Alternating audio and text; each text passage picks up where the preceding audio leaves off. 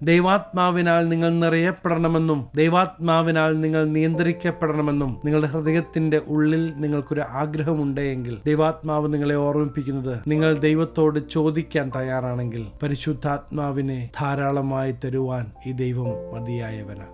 ജഡത്തിന്റെ പ്രവൃത്തിയും ആത്മാവിന്റെ പ്രവൃത്തിയും രണ്ടും രണ്ടാ. പലപ്പോഴും ജഡമാണ് നമ്മെ നിയന്ത്രിക്കുന്നത്, എന്നാൽ യഥാർത്ഥത്തിൽ ആത്മാവാണ് നമ്മെ നിയന്ത്രിക്കേണ്ടത്. ഇച്ഛകളും ഇഷ്ടങ്ങളും തോന്നലുകളും അറിവുകളും നമ്മെ നിയന്ത്രിക്കുവാൻ തുടങ്ങുമ്പോൾ പലപ്പോഴും നമ്മുടെ ജീവിതയാത്രയിൽ നാം തനിച്ചായി പോകും. എന്നാൽ ദൈവത്താൽ ദൈവാത്മാവിനാൽ നാം നിയന്ത്രിക്കപ്പെടുവാൻ ഏൽപ്പിച്ചു കൊടുക്കുമ്പോൾ, ദൈവശബ്ദം കേട്ട് നമ്മുടെ ജീവിതത്തെ മുന്നോട്ട് നയിക്കുവാൻ നാം തയ്യാറാകുമ്പോൾ, നമ്മുടെ ജീവിതയാത്രയിലെ ഓരോ നിമിഷവും നമ്മെ സ്നേഹിക്കുന്ന, നമ്മെ കരുതുന്ന ഈ ദൈവസ്നേഹവും കരുതലും നമുക്ക് തിരിച്ചറിയുവാൻ കഴിയും. അതെ, ഈ ജീവിക്കുന്ന ദൈവം നമ്മോട് കൂടെയുണ്ട് എന്ന് നാം ഒരിക്കലും മറന്നു പോകരുത്.